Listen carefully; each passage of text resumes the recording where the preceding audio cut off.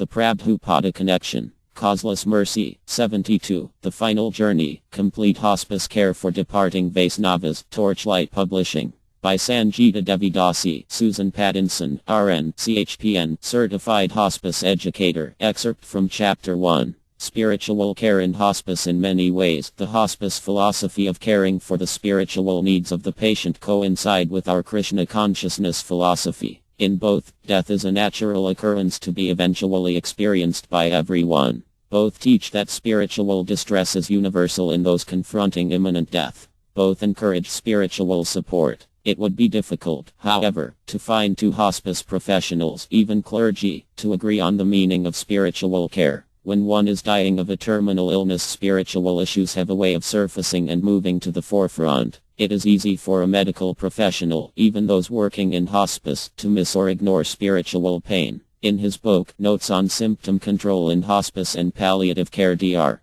Peter K. writes about the patient who may say, "I seem to be wasting away," or "I'm not eating enough." K states, it is tempting for the doctor to respond by asking about diet or dysphagia, difficulty swallowing, when it is fear of not existing that the patient is struggling to express. Most hospice patients I have cared for expressed the importance of a strong spiritual faith when facing death. For each, it meant something different, but I encouraged them all to become more introspective at a very crucial time in their lives. Whether they were Catholic, Protestant, Jewish, or Buddhist, I held their hands and prayed with them. With some, we discussed the meaning of life as they saw it. Many wished to talk about heaven and hell. Some even mentioned reincarnation as a possibility. I gave them all prasadam, gave them flowers that had been offered to Krishna, and even had some taste karanamrita from the deities. I never told them to believe in something different from what they had trusted to be true their entire lives. I simply helped them to get in touch with their beliefs even more. It is interesting to note that I have cared for only one patient who professed to be an atheist. From the time he entered the inpatient hospice unit, he remained depressed in spite of receiving antidepressant medications and a great deal of emotional support from the staff.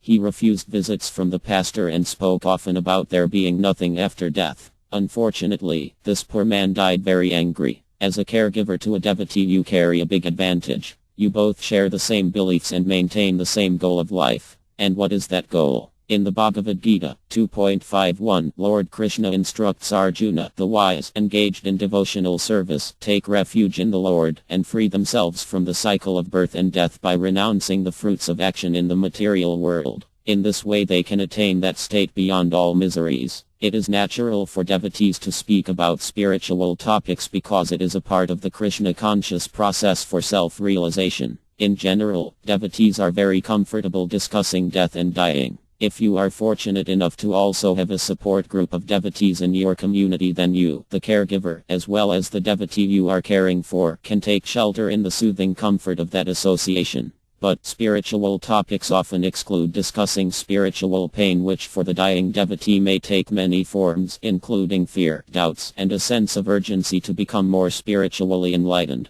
A good caregiver should not only be a good preacher, but a good listener and friend as well. Srila Prabhupada writes in the Bhagavad Gita 6.32, one who is Krishna conscious is a perfect yogi. He is aware of everyone's happiness and distress by dint of his own personal experience. The cause of the distress of a living entity is forgetfulness of his relationship with God, and the cause of happiness is knowing Krishna to be the supreme enjoyer of all the activities of the human being. A devotee of the Lord always looks to the welfare of all living entities, and in this way he is factually a friend of everyone. The dying devotee's Bill of Rights. Once someone chooses to accept hospice care, he should be aware of some basic rights in which he is entitled. They are as follows. I have the right to participate in decisions concerning my care. I have the right to expect continuing medical attention even though my illness is incurable. I have the right to be free from pain. I have the right to have my questions answered honestly. I have the right not to be deceived. I have the right to express my feelings and emotions about my approaching death. I have the right to discuss and expand my spiritual realizations during this dying process. I have the right to die in the Krishna conscious environment I choose. I have the right to die with dignity. I have the right to expect my wishes to be respected regarding what will happen to my body after death.